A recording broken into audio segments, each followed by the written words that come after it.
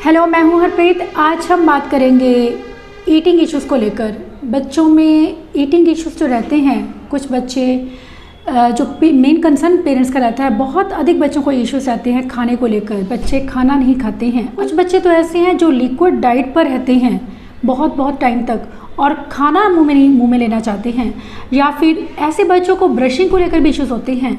इसे हम कहते हैं सेंसरी अवॉइडिंग बिहेवियर। हमारा ओरल सिस्टम इस चीज़ के लिए रिस्पॉन्सिबल रहता है। ऑरल सिस्टम हमारा हमें स्पीच के लिए हेल्प करता है, हमारे खाने के लिए। हमें चीज़ों को खाना है, चबाना है, सॉलो करना है, टेस्ट को फील करना है, टेक्सचर को फील करना है, ये सारा हमारे ओरल सिस्टम पर डिपेंड रहता है। लेकिन बहुत कम लोग जानते हैं कि हमारा ओरल सिस्टम हमारे प्रोप्रोसेप्टिव सिस्टम के साथ में बहुत ज़्यादा कनेक्टेड रहता है।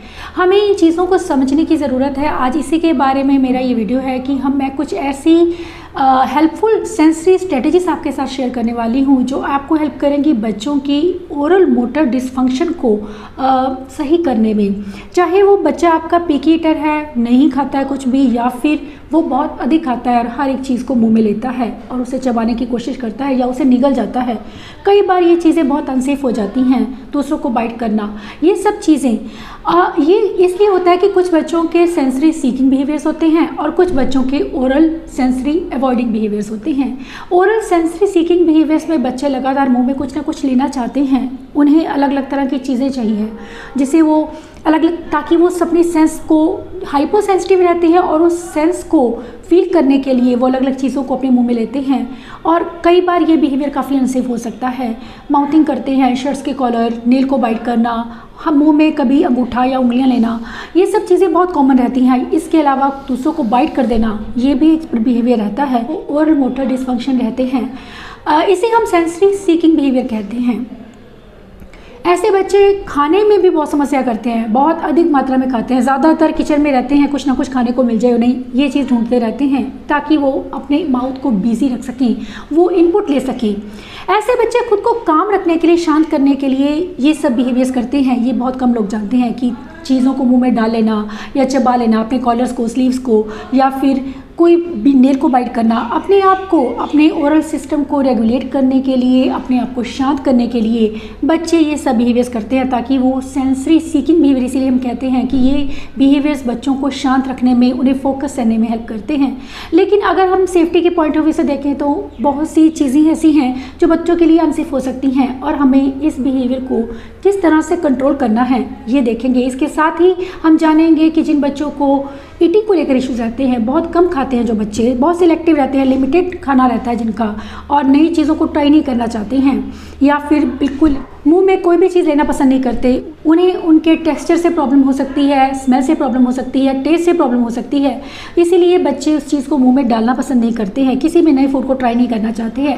ये एक चीज़ भी पेरेंट्स अक्सर फेस करते हैं समस्या को, और ये सबसे बड़ा इशू रहता है क्योंकि जिस एज में बच्चे का ग्रोइंग जो एज होती है, उस एज में बच्चे कुछ भी ना खाएं, ये थोड़ा सा मुश्किल हो जाता है पेरेंट्स के लिए, क्योंकि वो चाहते हैं कि हमारा बच्चा सब कुछ खाए। लेकिन जिन बच्चों को ओरल सेंसरी डिसफंक्शन रहता है और ओरल अवॉइडिंग बिहेवियर्स रहते हैं, सेंसिटिव बिहेवियर्स रहते हैं, वो बच्चे अक्सर अपनी चीज़ों से दूर भागते हैं और बहुत सिलेक्टिव रहते हैं खाने में।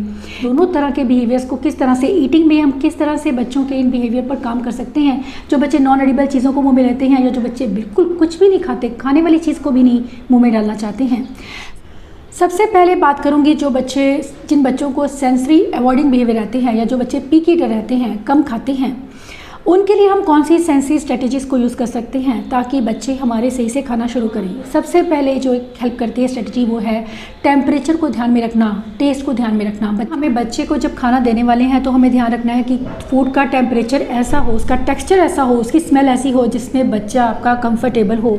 इसके साथ ही कुछ बच्चों को जिनको खाना मुंह में अंदर लगा रह जाता है, उससे भी प्रॉब्लम होती है। ऐसे बच्चों को लगातार पानी सिप करने के लिए बोलना चाहिए कि आप उसे कहें बार बार पानी बीच में लेने के लिए, ताकि उसका माउथ अंदर से क्लीन हो सके और बच्चों को उस चीज़ को लेकर इश्यूज़ ना हो। इसके साथ ही चीक्स, गम्स और लिप्स की एरिया को प्रेशर देना बिफोर ईटिंग, उन्हें प्रिपेयर करना एक किस्म से, वो इनपुट देना, वो सेंसरी सिस्टम को अवेकन करना बहुत ज़रूरी है ताकि बच्चे बिना किसी प्रॉब्लम के खाना खा सकें। वाइब्रेशन ब्रश बच्चों के लिए बहुत ही यूज़फुल थेरेपी है। बच्चों को वाइब्रेशन देना उसके इंटरनल एरिया में, माउथ के एरिया में, उसके जा पर, टीथ पर, टंग पर उसे टैप करना हल्के स्ट्रोक्स के साथ में या प्रेशर देना। अगर बच्चा कंफर्टेबल नहीं है तो आउटर एरिया में उसे दिया जा सकता है, उसके लिप्स पर, उसके चीक्स पर और उसके गम्स पर। इसके साथ ही बच्चों को, जिन बच्चों को एवर्जन रहता है उनके लिए भी उतना ही लाभदायक है। जिन बच्चों को खाने को लेकर इश्यूज़ रहते हैं उन्हें कुछ इस तरह की मसाज दी जा सकती है। हाथों के साथ में आप जेंटली लेकिन फर्मली बच्चों को डाउनवर्ड स्ट्रोक्स में चीक्स पर मसाज करेंगे। उसके बाद मैं करूँगी उसके अपर लिप पर, नीचे स्ट्रोक्स में, डाउनवर्ड स्ट्रोक्स में करूँगी अगेन थंब के साथ में। इसके बाद मैं करूँगी इसके चिन पर, वो मैं करूँगी अपर स्ट्रोक्स के साथ में। यह मसाज बच्चे के माउथ को डिसैनिटाइज करने का काम करती है, जिससे ईटिंग काफ़ी ईजी हो जाती है। अब मैं जो मसाज कर रही हूँ वो है सेंसरी सीकिंग बिहेवियर्स के लिए, जो बच्चे चीज़ों को माउथिंग करते हैं। सर्कुलर स्ट्रोक्स में जेंटल लेकिन फर्म स्ट्रोक्स के साथ में आप बच्चों को मसाज देंगे, उनके चीक्स पर, उनकी चिन, उनके अपर लिप पर, ये सभी एरियाज़ में, और सर्कुलर स्ट्रोक्स में रखेंगे आप। इस चीज़ का आप ध्यान रखेंगे।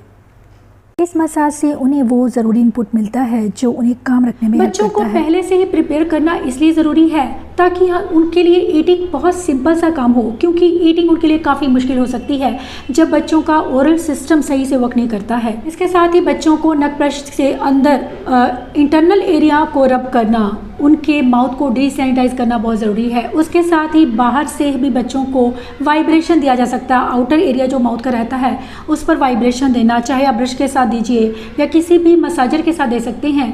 अब हम करेंगे गम मसाज। गम मसाज दोनों तरह के बच्चों के लिए, चाहे आपका बच्चा हाइपर सेंसिटिव है या हाइपर सेंसिटिव है, दोनों तरह के बच्चों के लिए बहुत यूज़फुल है। बहुत ही सिंपल और इफेक्टिव तरीका है बच्चों के ओरल मोटर इश्यूज़ को सॉल्व करने का। यहाँ मैं बात करूँगी गम मसाज की। गम मसाज बच्चों के लिए बहुत यूज़फुल और बहुत ही सिंपल तरीका है। घर पर आप इजीली कर सकते हैं। अगर आपके पास नक ब्रश नहीं भी है तब भी आप हाथों के साथ, फिंगर्स के साथ में मैं किस तरह से करना है, थंब को लेना है, आपने मिडल में रखना है और उसे ऊपर की तरफ लेकर जाना है। थोड़ा फर्म रहेगा। बच्चों को वो ज़रूरी इनपुट चीक्स पर मिलना, उनकी जा लाइन पर मिलना। अगर आपका बच्चा इंटरनल एरिया में अलाउ नहीं करता है तो आप उसे बाहर की तरफ इस तरह से कर सकते हैं। वैसे अगर आप इंटरनली करते हैं तो बच्चों के लिए और भी ज़्यादा फ़ायदेमंद रहता है। बच्चों के माउथ को डिसैनिटाइज करने का काम करता है। ड्रोलिंग और माउथ स्टफिंग के इश्यूज़ को कम करता है। बच्चों के लिए बहुत ही कामिंग रहता है। बच्चे को जब खाने बच्चा खाते हैं, मैंने देखा है कुछ बच्चे इधर उधर भागते रहते हैं, सिटिंग देकर खाना नहीं खाते हैं। ऐसे बच्चों के लिए आप मूवमेंट्स को यूज़ कर सकते हैं। मूवमेंट बच्चों को मिलना, उनकी बॉडी को मिलना बहुत ज़रूरी है, क्योंकि मूवमेंट बच्चों को प्रिपेयर करती है। चाहे आपका बच्चा सेंसरी उसको अवॉइडिंग बिहेवियर है या सीकिंग बिहेवियर्स है, इनमें बच्चे को हेल्प करती है ये चीज़। मूवमेंट में बच्चा आप चाहें तो बच्चे को थेरेपी बॉल के ऊपर, बाउंसी बॉल के ऊपर बिठा सकते हैं खाते वक्त, और या फिर आप बच्चे को विगल सीट दे सकते हैं जो बच्चों को हेल्प करती है अच्छी सीटिंग देने में। अगर आपका बच्चा खाते वक्त बहुत मैस करता है, मैसी ईटर जिसे हम कहते हैं, ऐसे बच्चों के लिए खाना मुंह पर लगा लेता है, ऐसे बच्चों के लिए हमें कुछ टेक्निक्स ध्यान में रखने की ज़रूरत रहती है। पहली चीज़ जो हम कर सकते हैं, बच्चों को प्रेशर देना पहले से माउथ पर, लिप्स पर। ये चीज़ भी बच्चों के लिए बहुत वर्क करती है। बच्चों को खाने से पहले कुछ ओरल मोटर एक्टिविटी देना, चाहे वो ब्लोइंग की मैं बात करूँ या फिर उन्हें इनकरेज करना, विसल देना या फिर च्युइंग गम देना। जो बच्चे बहुत ज़्यादा खाते हैं उनको ये चीज़ें बहुत हेल्प करती हैं, क्योंकि जो बच्चे लगातार किचन में लगे रहते हैं या फिर ओरल मोटर सीकिंग बिहेवियर्स करते हैं, कॉलर्स को मुंह में डाल लेना या किसी भी नॉन एडिबल चीज़ को मुंह में डाल लेना, ऐसे बच्चों को लगातार उनके मुंह को सेंसरी इनपुट चाहिए होता है खुद को काम रखने के लिए। तो उन्हें हम फिसल दे सकते हैं, ब्लोइंग एक्टिविटीज़ दे सकते हैं। ये हम चीज़ें सेंसरी अवॉइडिंग बिहेवियर्स इनको रहते हैं उनको भी देंगे, ताकि बच्चों को वो सेंसरी इनपुट मिले उनके ओरल मोटर सिस्टम को अवेकन करने के लिए, उनके माउथ को डिसैनिटाइज करने के लिए, ताकि बच्चे खाना ईजीली खा पाएँ। फिसल देने से या ब्लोइंग एक्टिविटीज़ देने से बच्चों को हेल्प मिलती है, उनके माउथ को क्लोज करने की आदत बनती है। उन्हें खाना खाते वक्त कुछ बच्चे मुंह खोल के खाना खाते हैं या मुंह बंद नहीं करते हैं, ऐसे बच्चों को आप कुछ ब्लोइंग एक्टिविटीज़ दे सकते हैं, विसल दे सकते हैं, कोई भी माउथ ऑर्गन दे सकते हैं, जिससे कि बच्चों को हेल्प मिलती है अपने लिप्स को क्लोज रखने में। इसके साथ कुछ बच्चों को फाइन मोटर डिफ़िकल्टीज रहती हैं, चम्मच को पकड़ना, या किचन यूटेंसिल्स को हैंडल करना या मुंह में उन्हें लेने में भी कई बार प्रॉब्लम होती है। ऐसे में हम कुछ ऐसी चीज़ें बच्चों को मोटे हैंडल का स्पून दे सकते हैं या फॉर्क दे सकते हैं।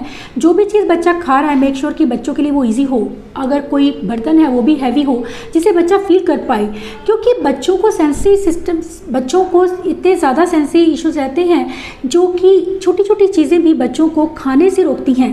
हमें उन सभी चीज़ों का ध्यान रखने की ज़रूरत है और उन चीज़ों को अवॉइड करने की ज़रूरत है ताकि हमारे बच्चों के लिए ईटिंग एक सिंपल और ईजी प्रोसेस हो सके। इसके साथ ही जो बच्चे मुंह में खाना लगा लेते हैं, मुंह के बाहर लगा लेते हैं और बहुत मैसी तरीके से खाते हैं, उनके लिए हम मेकअप मिरर को यूज़ कर सकते हैं, टेबल पर रख सकते हैं और बच्चों को दिखा सकते हैं कि देखो आपने मुंह पर लगाया है, इसे साफ़ करो। साथ के साथ उसे साफ़ करवाना, ये एक चीज़ बच्चों को हेल्प करती है साफ़ सुथरा रहने में और सही तरीके से खाने में, क्योंकि ईटिंग मैनर्स हमारा एक इम्पॉर्टेंट लाइफ स्किल है और बच्चों को शुरुआत में ही ये चीज़ें सिखानी ज़रूरी है। अगर आपका बच्चा टैक्टाइल डिफेंसिव है तो सीट उसकी ऐसी हो जो लोगों के बीच में ना हो, एक अलग कॉर्नर में हो ताकि बच्चा खुद को सिक्योर फील करे।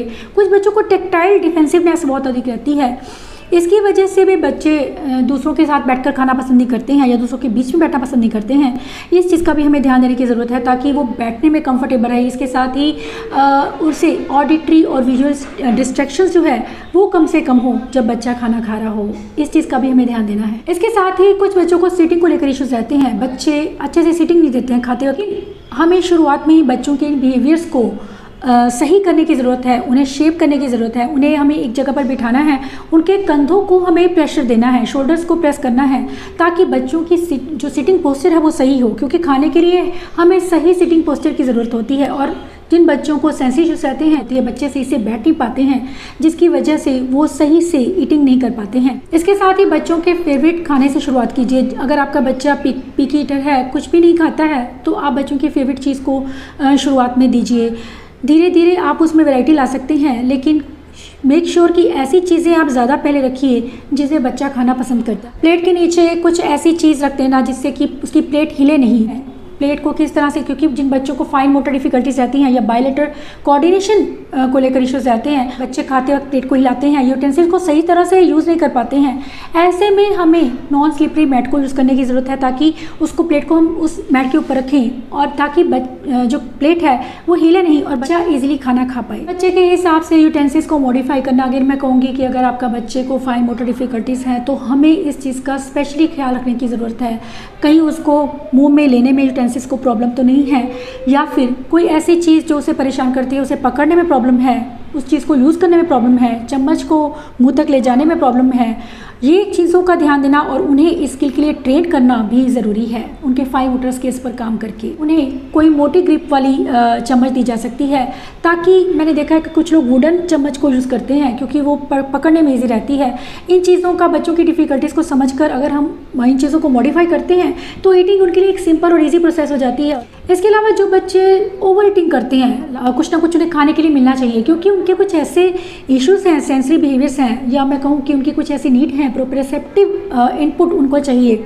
इस वजह से भी बच्चे लगातार नॉन एडिबल चीज़ों को भी कई बार मुंह में लेते हैं। अगर बच्चों को प्रोप्रेसेप्टिव सेंसरी इनपुट की ज़रूरत है, सीकिंग बिहेवियर्स हैं बच्चों के, तो बच्चे एडिबल के साथ साथ नॉन एडिबल चीज़ों को भी मुंह में लेते हैं, जो उनके लिए काफ़ी अनसेफ हो सकता है।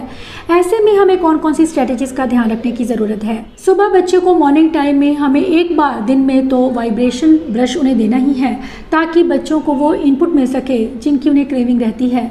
इसके साथ ही नक ब्रश को यूज़ किया जा सकता है उनके इनसाइड ओरल सिस्टम को वो इनपुट देने के लिए, जो उन्हें हेल्प करता है इन बिहेवियर्स को कम करने में। बच्चे मैंने देखा है बहुत ज़्यादा खाते रहते हैं, लगातार खाते जाते हैं और रुकते नहीं हैं। बहुत से पेरेंट्स ये भी मुझे कंप्लेन करते हैं। ऐसे में ओवर ईटिंग बच्चों में काफ़ी हो जाती है। हमें पहले से बच्चों के मुंह को थकाना ज़रूरी है। बच्चों को कुछ ऐसी ब्लोइंग एक्टिविटीज़ दी जा सकती है, वो सेंसरी इनपुट उन्हें दीजिए ताकि बच्चे कम से कम खाना खाएँ। लेमन वाटर और आइस क्यूब्स बच्चों के माउथ को डिसैनिटाइज करने का काम करती हैं। खाने से पहले अगर हम बच्चों को उन्हें ये देते हैं तो काफ़ी हद तक बच्चे जो पिकी ईटर रहते हैं उनको भी इन चीज़ से हेल्प मिलती है। बच्चों को डिफरेंट तरह का खाना देना, क्रंची, चूई हर तरह का फूड उन्हें दीजिए ताकि बच्चे अलग अलग टेक्सचर को फील कर सकें, जो कि बच्चे अलग अलग चीज़ों को मुंह में लेकर फील करने की कोशिश करते हैं। इसके साथ ही बहुत ज़रूरी चीज़ रहती है बच्चों को हैवी वर्क एक्टिविटीज़ देना, जो बच्चों के प्रोप्रियोसेप्टिव सिस्टम को वर्क करे। बच्चों की बॉडी को जब वो इनपुट मिलता है पूरी बॉडी को, उसके साथ ही बच्चों ये बॉडी के जितने भी पार्ट्स रहते हैं, जिनको जॉइंट्स रहते हैं बच्चों के, उनको अगर वो इनपुट मिल जाता है तो बच्चों की ये प्रॉब्लम काफ़ी हद तक अपने आप ही सॉल्व होने लगती है, क्योंकि हमारा ओरल सिस्टम कनेक्टेड रहता है हमारे प्रोप्रियोसेप्टिव सिस्टम के साथ में। और जब बच्चों को हैवी वर्क एक्टिविटीज़ दी जाती हैं, पुलिंग पुशिंग की एक्टिविटीज़ दी जा सकती हैं और उनको कुछ ऐसी चीज़ें दी जाए, कोई ऐसा सेंसरी इनपुट दिया जाए ओरल मोटर, जिससे कि बच्चों के इन बिहेवियर्स को कम किया जाए। बच्चों को खाने से पहले हैवी वर्क एक्टिविटीज़ देना अच्छा आइडिया रहता है, क्योंकि ये बच्चों के, चाहे जंपिंग की बात करूँ या स्विंगिंग या फिर उसे डीप प्रेशर देना या कुछ ऐसी एक्टिविटीज़ देना जिससे बच्चों को प्रोप्रियोसेप्टिव इनपुट मिल सके, क्योंकि ये बच्चों के सेंसरी सिस्टम को रेगुलेट करने का काम करती है, जो बच्चों को काम डाउन रखने में हेल्प करता है और साथ ही हेल्प करता है बच्चों को न्यू फूड को ईजिली एक्सेप्ट करने में। तो ये सब चीज़ें अगर हम ध्यान में रखते हैं, इन स्ट्रेटजीज़ को, सेंसरी स्ट्रेटजीज़ को हम इम्प्लीमेंट करते हैं, तो बच्चों के बिहेवियर्स में ऑटोमेटिकली चेंज आता है। बच्चों के लिए ईटिंग एक सही, ईजी और अच्छी प्रोसेस बन सकती है। ये सभी सेंसरी स्ट्रेटजीज़ आपको हेल्प करेंगी बच्चों की ईटिंग इश्यूज़ को सॉल्व करने में। Thanks for watching.